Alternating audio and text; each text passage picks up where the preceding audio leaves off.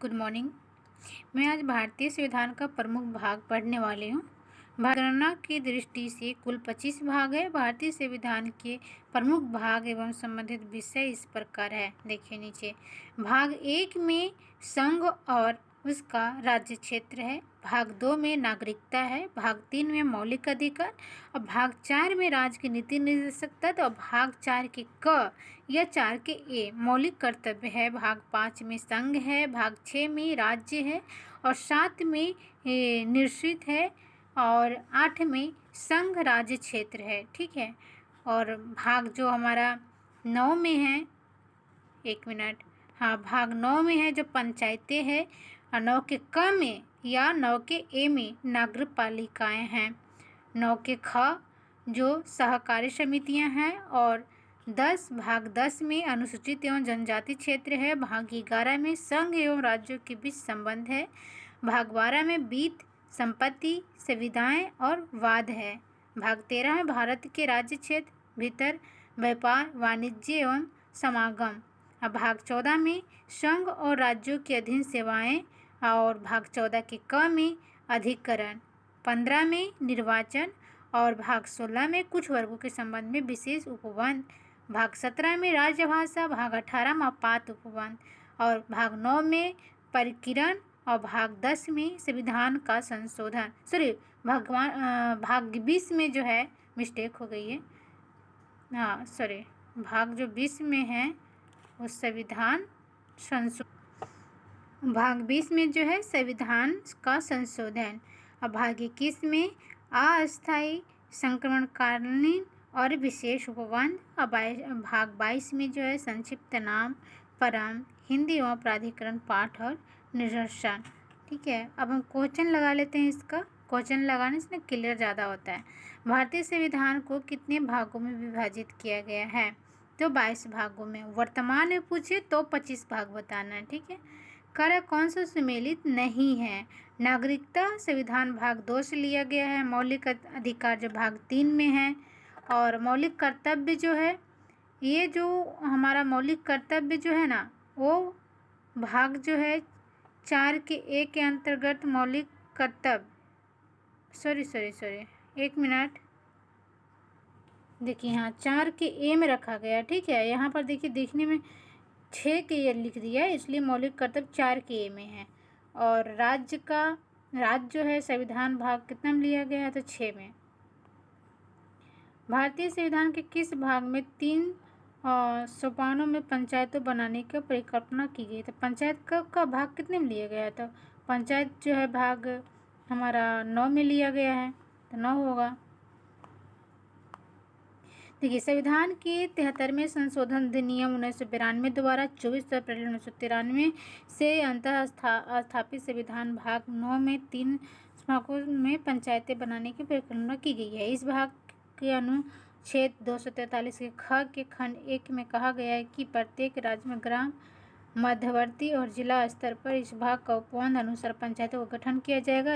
इसी अनुच्छेद के खंड 2 के अनुसार लिखा गया है कि मध्यवर्ती स्तर पर पंचायत का उस राज्य में गठन नहीं किया जा सकेगा जिसकी जनसंख्या 20 लाख से अधिक है।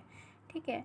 अब देखिए, इसी में 24 अप्रैल को पंचायती दिवस भी मनाया जाता है। ठीक है। भारतीय संविधान का कौन सा भाग और अध्याय संघ और राज्यों के बीच विधायी संबंध के बारे में है? तो भाग 11 और अध्याय 1 में है। ठीक है। देखिए, भारतीय संविधान का भाग 11 अध्याय 1 अनुच्छेद 245 से लेकर 255 के संघ और राज्यों के बीच विधायी संबंधों के बारे में है, जबकि इसी भाग का अध्याय 2 में अनुच्छेद 256 और 263 प्रशासनिक संबंधों के बारे में किया गया। अब यहाँ पर मिलान के लिए बोला गया है, तो मिलान कर लेते हैं कि देखिए यहाँ पर इसका आंसर क्या होगा। देखिए, पहला उपाधियों का अंत जो हमारा क्या है? तो उपाधियों का अंत जो हमारा है मौलिक अधिकार है, तो 1 के 3 होगा। 1 के 3 एक ही गुम है, तो इस हिसाब से हमारा आंसर जो हो जाएगा कौन हो जाएगा? तो हमारा आंसर बी हो जाएगा। ठीक है। तो उसके बाद मिला लेते हैं ग्राम पंचायत का गठन। ग्राम पंचायत का गठन जो है राज्य के नीति निर्देशक तत्व के अंतर्गत आता है। 6 से लेकर 14 वर्ष तक बालक या के लिए शिक्षा का अवसर प्रदान करना, ये जो है हमारा मौलिक कर्तव्य है। इंडिया अर्थात भारत राज्यों का संघ है, ये हमारा जो है संघ और उसका राज्य क्षेत्र में आता है। तो इस तरह से मिलान कर लिए। आते हैं छठवीं क्वेश्चन पे कि कौन सा एक अंश सही सुमेलित है। तो संविधान का चौथा मतलब भाग चौथा में क का भाग का मौलिक कर्तव्य है, इसलिए संविधान का दूसरा भाग में नागरिकता है, संविधान का तीसरा भाग में मौलिक अधिकार है। ठीक है, संविधान का पांचवा भाग नहीं, संविधान का चौथा भाग में राज्य के नीति निर्देशक तत्व है। चौथा के क में कौन सा सम्मिलित नहीं है? नागरिकता भाग 2 में है, और नगरपालिका जो अभी पढ़े थे, नगरपालिका कितना में है? तो 9 के ए में है। और यहाँ संघ राज्य क्षेत्र जो है ना, ये गलत है। संघ राज्य क्षेत्र जो है ये 7 में है, संघ राज्य क्षेत्र जो 8 में है।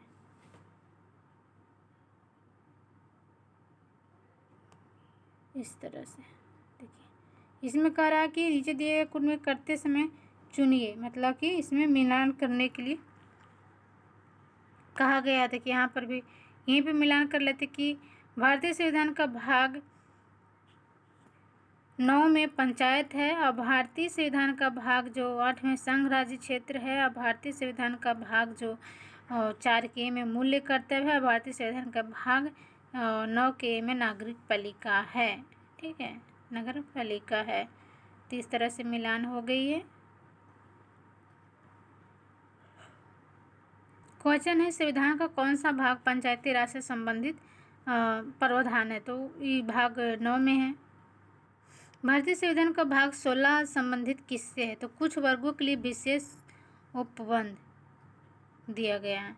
अब देखिए संविधान का अनुच्छेद पढ़ लेते हैं। ठीक है, अनुच्छेद भी अच्छे बड़ा चैप्टर है। भारतीय संविधान को वर्तमान में 9 दिसंबर 2020 की स्थिति अनुसार गणना की दृष्टि से लगभग 465 अनुच्छेद हो गया। आर्टिकल कितना है? तो 465 हो गया है। परंतु क्रमांक दृष्टि से मतलब संविधान के अनुसार देखा जाए तो 395 अनुच्छेद है, तथा सभी अतिरिक्त अनुच्छेदों का मूल अनुच्छेदों के साथ क, ख, ग आदि लगाकर जोड़ा गया है। इसी प्रकार गणना की दृष्टि से संविधान के भागों की संख्या भी बढ़कर 25 हो गई है, और संविधान के मूल पाठ में 22 भाग 395 अनुच्छेद और 8 अनुसूचियाँ थी। संशोधन के द्वारा कुछ नए अनुच्छेद जोड़े गए, प्रतिस्थापित की गई और कुछ अनुच्छेद निकाले भी गए। नई अनुसूची भी जोड़ी गई और उनकी संख्या 8 से बढ़कर 12 हो गई। और विधानतः नए राज्य को शामिल करना अनुच्छेद 2 के तहत है। नए राज्यों का गठन भारतीय संविधान का अनुच्छेद 3 में है। विधि की समझ समानता का अनुच्छेद जो है 14 में है। अनुच्छेद 17 में जो अस्पृश्यता का अंत है, गिरफ्तारी और निरोध से संरक्षण अनुच्छेद जो 22 में है। और अनुच्छेद 36 से 51 तक जो है नीति निर्देशक तत्व है। और भारतीय संविधान में नीति निर्देशक तत्व के तहत समान न्याय और निःशुल्क विधियां सहायता जो है अनुच्छेद 39 के ए में है। ग्राम पंचायतों का गठन अनुच्छेद 40 में है। काम, शिक्षा और लोक सहायता पाने का अधिकार अनुच्छेद 41 में है। कार्य करने के लिए न्यायालयों और मानवीय दशाएं और प्रस्तुति सहायता जो करना अनुच्छेद 42 में है। समान नागरिक संहिता जो अनुच्छेद जो 44 में है, जो गोवा में है लागू अभी, तथा शैशव पूर्व देखभाल और 6 वर्ष से कम आयु के बच्चों के लिए शिक्षा की व्यवस्था अनुच्छेद 45 में वर्णित किया गया है। जबकि कार्यपालिका से न्यायपालिका का पृथक्करण अनुच्छेद 50 में उल्लिखित है। अनुच्छेद 48 कृषि एवं पशुपालन के संगठन से संबंधित है। और अनुच्छेद 54 जो है भारत के राष्ट्रपति निर्वाचन, अनुच्छेद 75 जो है प्रधानमंत्री मंत्रिपरिषद का गठन है। और अनुच्छेद जो 76 है भारत के महान्यवादी। अनुच्छेद 78 राष्ट्रपति को जानकारी देने के संबंध में प्रधानमंत्री के कर्तव्य और राष्ट्रपति के विधेयकों पर अनुमति जो है अनुच्छेद 111 में है। अनुच्छेद 117 में प्रावधान है कि अनुच्छेद 110 के क या एक के उल्लेखित कर संबंधित प्रावधान अर्थात कर अधिरोपण करने वाला विधेयक या संशोधन राष्ट्रपति की सिफारिश से ही पुनः स्थापित या प्रस्तावित किया जाएगा, अन्यथा नहीं। और ऐसा उपबंध करने वाला विधेयक राज्यसभा में पुनः स्थापित नहीं किया जाएगा। ये जो अनुच्छेद 117 में है। अनुच्छेद 119 में संसद के वित्तीय कार्य संबंधी प्रक्रिया का विधि द्वारा विनियम है। और अनुच्छेद 121 में जो है उच्चतम न्यायालय और उच्च न्यायालय की किसी न्यायाधीश के संबंध में संसद में चर्चा पर निर्वहन तथा अनुच्छेद 123 में संसद के विश्रांति काल में अध्यादेश पर आपत्ति करने की राष्ट्रपति की शक्ति का उल्लेख है। अनुच्छेद 124 में सर्वोच्च न्यायालय की स्थापना और गठन का प्रावधान है। और अनुच्छेद 131 में सर्वोच्च न्यायालय का आंतरिक क्षेत्राधिकार है। भारत का नियंत्रण एवं महालेखा परीक्षक अनुच्छेद 148 में है। अनुच्छेद 155 में जो है राज्यपाल की नियुक्ति और अनुच्छेद 164 में मुख्यमंत्री एवं मंत्रिपरिषद की नियुक्ति, राज्य के महाधिवक्ता की नियुक्ति संबंधी प्रावधान जो अनुच्छेद 165 में है। हमेशा क्वेश्चन पूछता है, तो एक बार फिर से इसको रिपीट करते हैं कि भारत का नियंत्रण और महालेखा परीक्षक अनुच्छेद 148 में है। अनुच्छेद 155 में है जो कि राज्यपाल की नियुक्ति है। अनुच्छेद 164 में जो मुख्यमंत्री और मंत्रिपरिषद की नियुक्ति है। और राज्य के महाधिवक्ता की नियुक्ति संबंधित प्रावधान जो अनुच्छेद 165 में है। ठीक है, तो 155, 164, 165 याद रखने वाली बात है, ध्यान देने वाली बात है। तथा राज्य की विधानसभाओं की संरचनाएं अनुच्छेद 170 में वर्णित है। ठीक है, संसद वाला भी पूछता है, तो राज्य की विधानसभाओं की संरचनाएं अनुच्छेद 170 में वर्णित है। अनुच्छेद 215 उच्च न्यायालय का अभिलेख न्यायालय होना। और अनुच्छेद 222 में किसी न्यायाधीश का एक उच्च न्यायालय से दूसरे उच्च न्यायालय में अंतर। अनुच्छेद 226 में विशेष रीट जारी करने की उच्च न्यायालय की शक्ति। और अनुच्छेद 227 में सभी न्यायालयों के अधिरक्षण की उच्च न्यायालय की शक्ति। अनुच्छेद 245 में संसद द्वारा राज्य विधानमंडलों द्वारा बनाई गई विधियों का विस्तार, विधायी शक्तियों का वितरण मतलब। वित्त आयोग जो है अनुच्छेद 280 में है। अखिल भारतीय सेवाएं अनुच्छेद 312 में है। ठीक है, अखिल भारतीय सेवाएं अनुच्छेद कितनी में, तो 312 में है। संघ लोक सेवा आयोग अनुच्छेद 315 में है। और अनुच्छेद 318 में लोक सेवा आयोग के सदस्यों और कर्मचारियों की सेवा की शर्तें हैं। ठीक है, तो तीनों बात याद रखना है कि अखिल भारतीय सेवाएं अनुच्छेद कितना में, 312 में। और संघ लोक सेवा आयोग अनुच्छेद कितना में, 315 में। अनुच्छेद 318 में जो है लोक सेवा आयोग के सदस्यों और कार्यकारियों की सेवा की शर्तों की बात की गई है। बारे में बनाने की शक्ति नहीं थे। ठीक है, अनुच्छेद 320 में लोक सेवा आयोग की कार्य है। और अनुच्छेद 323 के ए में प्रशासनिक अधिकार है। और अनुच्छेद 324 में निर्वाचन आयोग के गठन का प्रावधान है। और अनुच्छेद 330 में जो है लोकसभा में अनुसूचित जाति और अनुसूचित जनजाति के लिए स्थानों का आरक्षण। अनुच्छेद 332 में राज्यों की विधानसभाओं में अनुसूचित जातियों और अनुसूचित जनजातियों के लिए स्थानों का आरक्षण से संबंधित। अनुच्छेद 351 में हिंदी भाषा के विकास के लिए निर्देश दिए गए हैं। अनुच्छेद 352 में आपात की घोषणा की गई, आपातकालीन प्रावधान है। अब देखिए एक एक करके जो प्रमुख है वो देख लेते हैं। प्रमुख अनुच्छेद एक दृष्टि से एक बार पढ़ लेते हैं, आप लोग को भी याद होगा। देखिए, अनुच्छेद 1 में संघ का नाम है राज्य का क्षेत्र। अनुच्छेद 2 में नए राज्यों का प्रावधान का स्थापना। अनुच्छेद 3 में नए राज्यों का निर्माण, वर्तमान राज्यों की क्षेत्र सीमाओं या नामों में परिवर्तन। अनुच्छेद 5 में संविधान के प्रारंभ के समय नागरिकता। अनुच्छेद 14 में जो है विधि की समझ समानता का अधिकार। और अनुच्छेद 15 में धर्म, मूल वंश, जाति, लिंग या जन्म स्थान के आधार पर भी विभेद का प्रतिषेध। अनुच्छेद 16 में लोक नियोजन के विषयों में अवसर की समानता। अनुच्छेद 17 में अस्पृश्यता के अंत। अनुच्छेद 18 में उपाधियों के अंत। अनुच्छेद 19 में वाक स्वतंत्र आदि के विषय कुछ अधिकारों का संरक्षण। अनुच्छेद 20 में अपराधों के लिए दोष सिद्धि के संबंध में संरक्षण। अनुच्छेद 21 में प्राण और दैहिक स्वतंत्रता की संरक्षण। अनुच्छेद 21 के क में जो जोड़ा गया है, 6 से लेकर 14 वर्ष की सभी बच्चों को निःशुल्क और अनिवार्य शिक्षा का अधिकार। अनुच्छेद 22 में जो कि कुछ दशाओं में गिरफ्तारी और निरोध से संरक्षण। अनुच्छेद 23 में है जो कि मानव दुर्व्यवहार एवं बलात्कार का प्रतिषेध।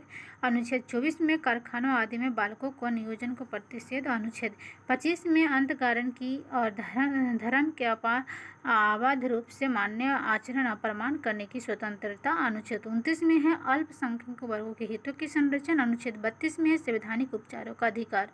अनुच्छेद 32 में है, ठीक है। अनुच्छेद 39 में राज्य द्वारा अनुसरणीय कुछ नीति तत्व है। और अनुच्छेद 39 के क में समान न्याय और निःशुल्क विधिक सहायता है। अनुच्छेद 40 में ग्राम पंचायत की स्थापना के प्रावधान। अनुच्छेद 41 में कुछ दशाओं में काम या शिक्षा और लोक सहायता पाने का अधिकार। अनुच्छेद 43 के ख में सहकारी समिति का समर्थन। अनुच्छेद 44 में नागरिक के लिए एक समान सिविल संहिता यूनिफॉर्म सिविल कोड का प्रावधान है, ठीक है। अब देखिए हम आ जाते हैं, कुछ और अनुच्छेद देख लेते हैं यहाँ। अनुच्छेद 45 जो है 6 वर्ष से कम आयु के बच्चों की बाल्यावस्था की देखभाल और शिक्षा के लिए प्रावधान। अनुच्छेद 48 के क में पर्यावरण का संरक्षण, संवर्धन एवं वन तथा वन जीवों की संरक्षण। अनुच्छेद 50 में कार्यपालिका से न्यायपालिका का पृथकीकरण। अनुच्छेद 50 में क्या है कि कार्यपालिका से न्यायपालिका का पृथकीकरण। अनुच्छेद 51 में अंतर्राष्ट्रीय शांति और सुरक्षा की अभिवृद्धि। अनुच्छेद 51 की क में मूल्य कर्तव्य। अनुच्छेद 52 में भारत का राष्ट्रपति। अनुच्छेद 55 में राष्ट्रपति के निर्वाचन की पद्धति। अनुच्छेद 57 में पुनर्विचार के लिए पात्रता। अनुच्छेद 58 में जो राष्ट्रपति पद को योग्यता। और अनुच्छेद 60 में राष्ट्रपति द्वारा शपथ का प्रतिज्ञान। अनुच्छेद 61 में जो है कि राष्ट्रपति पर चलाई जाने वाली महाभियोग को प्रक्रिया। अनुच्छेद 66 में उपराष्ट्रपति का निर्वाचन। अनुच्छेद 70 में अन्य आकस्मिकताओं में राष्ट्रपति की कृतियों का निर्वहन। अनुच्छेद 72 में है क्षमा आदि और कुछ मामलों में दंडादेश में निलंबन, परिहार या लघुकरण की राष्ट्रपति की शक्ति है। अनुच्छेद 73 में है संघ की कार्यपालिका की शक्ति का विस्तार। और 74 में है राष्ट्रपति को सहायता और सलाह देने के लिए मंत्रिपरिषद। अनुच्छेद 74 में है। अनुच्छेद 75 के 1 में प्रधानमंत्री की नियुक्ति राष्ट्रपति करेगा और अन्य मंत्रियों की नियुक्ति राष्ट्रपति की प्रधानमंत्री की सलाह पर करेगा। अनुच्छेद 76 में भारत के महान्यवादी। अनुच्छेद 79 में संसद के गठन का प्रावधान। अनुच्छेद 80 में राज्यसभा की संरचना। अनुच्छेद 81 में लोकसभा की संरचना। अनुच्छेद 83 के 1 में राज्यसभा एक अस्थायी सदन है। अनुच्छेद 84 में संसद की सदस्यता के लिए अर्हता। अनुच्छेद 85 में संसद के सत्र या सत्रावसान और विघटन। अनुच्छेद 101 में है अनुच्छेद 100 के 1 में है लोकसभा अध्यक्ष द्वारा अपने निर्णायक मत का प्रयोग, मतलब पक्ष एवं विपक्ष के मत बराबर होने पर एक वोट किसी को दे सकते हैं। अपने लोकसभा जो अध्यक्ष होते हैं एक वोट पक्ष या विपक्ष को मत देंगे, वो बराबर होने की स्थिति में देंगे वो। अनुच्छेद 108 में कुछ दशाओं में दोनों सदनों की संयुक्त बैठक जो है 108 के तहत, जो हमारा अपना राष्ट्रपति है वो संयुक्त बैठक बुलाते हैं 108 के तहत। अनुच्छेद 109 में धन विधेयकों को संबंध में विशेष प्रक्रिया है। अनुच्छेद 110 में धन विधेयक की परिभाषा है। अनुच्छेद 112 में जो है वार्षिक वित्तीय विवरण हमेशा पूछता है। वार्षिक वित्तीय विवरण जो है, देखिए जो हाईलाइट है ना वो मतलब कहीं ना कहीं पूछा है इस कारण से। 112 जो है वार्षिक वित्तीय विवरण अनुच्छेद 112 में है। अनुच्छेद 117 में जो वित्त विधायकों के बारे में विशेष उपबंध। अनुच्छेद 122 में है न्यायालयों द्वारा संसद की कार्यवाहियों की जांच न किया जाना। अनुच्छेद 123 में है संसद के विस्तांतरी काल में अध्यादेश प्रख्यापित करने की राष्ट्रपति की शक्ति है 123 के तहत, ठीक है। और हम और देख लेते हैं यहाँ कि अनुच्छेद 124 में है उच्चतम न्यायालय की स्थापना एवं गठन, ठीक है। हमेशा उच्चतम न्यायालय की स्थापना और गठन पूछता है, कितने अनुच्छेद में है तो 124 में है। अनुच्छेद 129 में उच्चतम न्यायालय का अभिलेख न्यायालय होना। अनुच्छेद 137 में जो है उच्चतम न्यायालय की पुनर्विलोकन की शक्ति। अनुच्छेद 143 में उच्चतम न्यायालय से परामर्श करने की राष्ट्रपति की शक्ति। अनुच्छेद 148 भारत का नियंत्रण महालेखा परीक्षक। अनुच्छेद 155 राज्यपाल की नियुक्ति। अनुच्छेद 161 जो है क्षमा आदि की और कुछ मामलों में दंडादेश को निलंबन, परिहार या लघुकरण की राज्यपाल की शक्ति है। अनुच्छेद 162 में राज्य की कार्यपालिका शक्ति का विस्तार। अनुच्छेद 164 के 1 के राज्यपाल द्वारा मुख्यमंत्री की नियुक्ति और मुख्यमंत्री की सलाह पर अन्य मंत्रियों की नियुक्ति। अनुच्छेद 165 में राज्य का महाधिवक्ता। अनुच्छेद 169 में राज्यों में विधान परिषद के उत्पादन या सृजन। और अनुच्छेद 174 में जो है राज्यपाल द्वारा राज्य विधानमंडल के समय समय पर सत्र बुलाने और उसका सत्रवासन करने तथा विधानसभा का विघटित करने का अधिकार। अनुच्छेद 200 में है राज्यपाल द्वारा विधेयकों पर अनुमति देना या अनुमति रोक लेना या राष्ट्रपति के विचार के लिए आरक्षित कर लेना। अनुच्छेद 201 के तहत है राष्ट्रपति के विचार के लिए आरक्षित विधेयक। और अनुच्छेद 213 में है विधानमंडल के विश्रांति काल में राज्यपाल की अध्यादेश जारी करने की शक्ति। और 214 में जो राज्यों के लिए उच्च न्यायालय और 215 में उच्च न्यायालय का अभिलेख न्यायालय होना। ठीक है। और 216 में उच्च न्यायालयों का गठन। फिर से रिपीट कर दिया है क्या? हाँ। 217 में है उच्च न्यायालयों के न्यायाधीश नियुक्ति और उसके पद की शर्तें। और 219 में है उच्च न्यायालय के न्यायाधीशों द्वारा शपथ का प्रतिज्ञान। 226 में उच्च न्यायालय की कुछ रिटे वायरेट्स निकालने की शक्ति। और 231 में है 2 या अधिक राज्यों के लिए एक ही उच्च न्यायालय की स्थापना। अनुच्छेद 233 में जिला न्यायाधीशों की नियुक्ति। अनुच्छेद 239 में संघ राज्य क्षेत्र का प्रशासन है। 239 में का संघ राज्य क्षेत्र का प्रशासन है।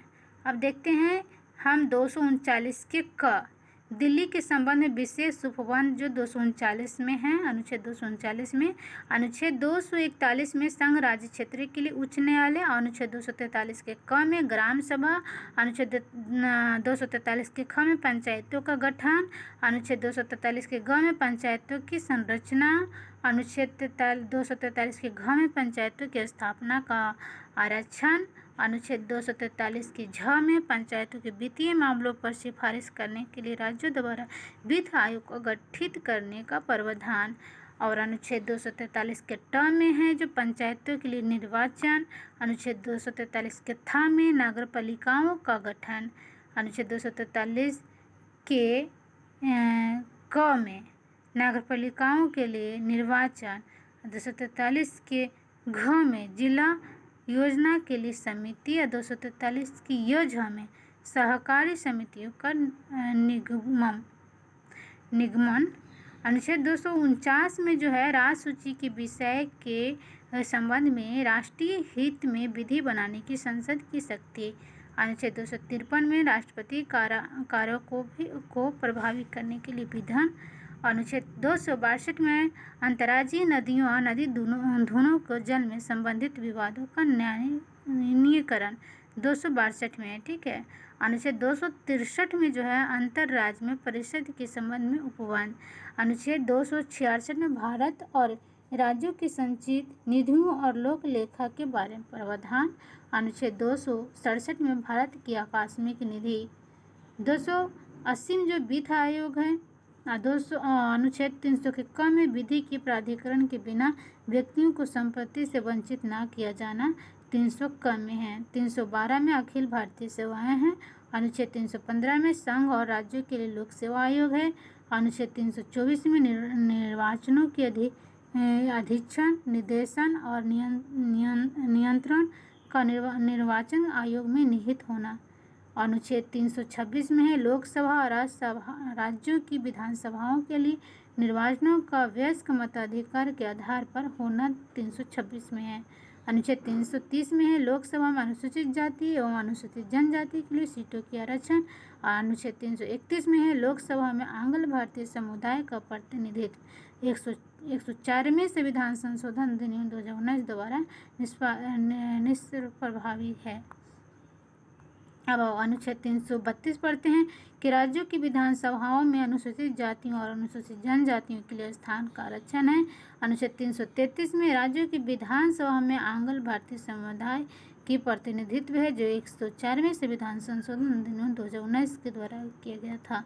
अनुच्छेद 338 में राष्ट्रीय अनुसूचित जाति के आयोग, अनुसूचित 338 के क में राष्ट्रीय अनुसूचित जनजाति आयोग, अनुच्छेद 338 के ख में पिछड़े वर्गों के लिए राष्ट्रीय आयोग, अनुच्छेद 340 में पिछड़े वर्गों की दशाओं के अन्वेषण के लिए आयोग की नियुक्ति।